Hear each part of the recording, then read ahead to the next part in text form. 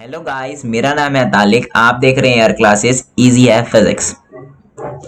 आज हम अपना नेक्स्ट टॉपिक करने जा रहे हैं जो कि है डाइलेक्ट्रिक कांस्टेंट रिलेटिव परमिटिविटी।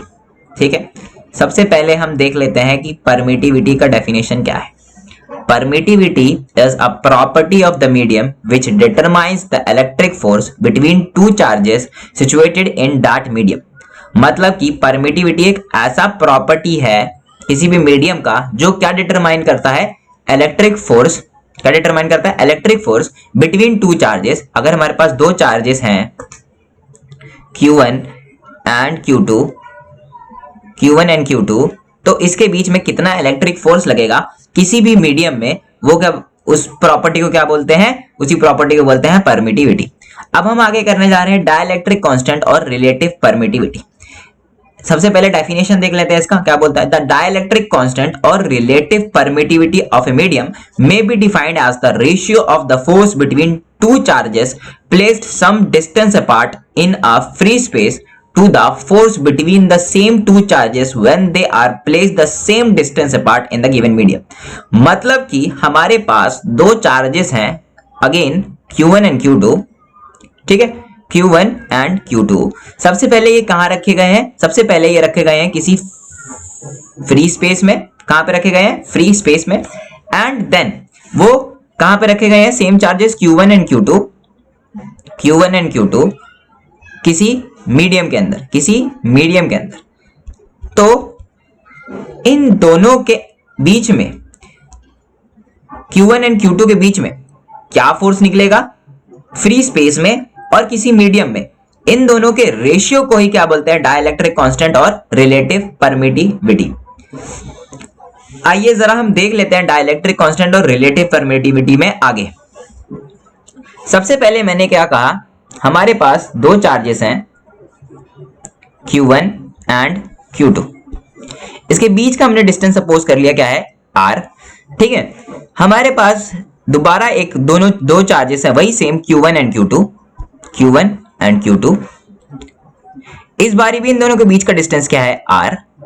इधर क्या है? ये एक फ्री स्पेस के अंदर है। कहां पे है? फ्री स्पेस में है, फ्री स्पेस। ठीक है, और सेकंड वाले में हमारे पास ये कहां है? किसी मीडियम के अंदर है। सपोज कर लो कोई भी मीडियम है, ये किसी मीडियम के अंदर है। ठीक है, तो जो इन दोनों के फ्री स्पेस में, पहले देख लेते हैं, फ्री स्पेस में जो फोर्स होगा उसकी वैल्यू क्या होगी? उसकी वैल्यू होगी 1/4 pi epsilon not Q1 into Q2 upon R square. ठीक है, इसको मान लेते हैं हम अपना इक्वेशन नंबर 1। अब देखते हैं ये कहां पे है? फ्री स्पेस में या फिर वैक्यूम में। कहां पे? वैक्यूम में। इसको हम FV से डोनेट करते हैं। अब हमारे पास क्या है? फोर्स जो है किस में लग रहा है? किसी मीडियम में लग रहा है। ये दोनों चार्जेस के बीच में जो फोर्स लग रहा है वो किसी मीडियम के अंदर लग रहा है, तो उसकी वैल्यू क्या होगी? 1/4 pi epsilon Q1 Q2 upon R square. ठीक है, इसको हम मान लेते हैं इक्वेशन नंबर 2। अब हम क्या करेंगे? इन दोनों को डिवाइड करेंगे, यानी कि equation number 1 divided by equation number 2। तो आइए देखते हैं हमारे पास क्या निकलता है।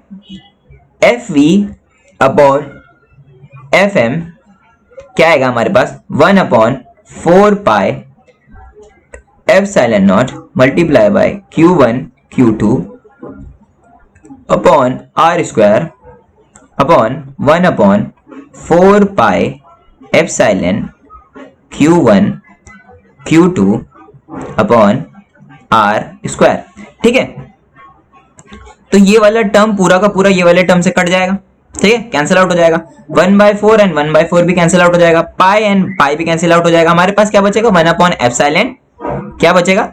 1/एप्सिलॉन नॉट एंड 1/एप्सिलॉन। ठीक है, अब हम इसको आगे देखते हैं। जब हम करेंगे FV अपॉन FM तो हमारे पास क्या आएगा? Epsilon upon epsilon not. ठीक है, तो एप्सिलॉन अपॉन एप्सिलॉन नॉट को हम क्या बोलते हैं? एप्सिलॉन आर और के। ठीक है, ये क्या है हमारे पास, एप्सिलॉन आर को क्या बोलते हैं, रिलेटिव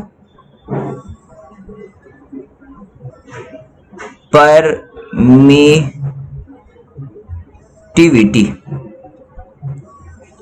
ठीक है, और के को क्या बोलते हैं, डाई इलेक्ट्रिक कांस्टेंट। क्या बोलते हैं, डाई इलेक्ट्रिक कांस्टेंट। ठीक है, यहीं पे हमारा टॉपिक खत्म होता है, relative permittivity and dielectric constant.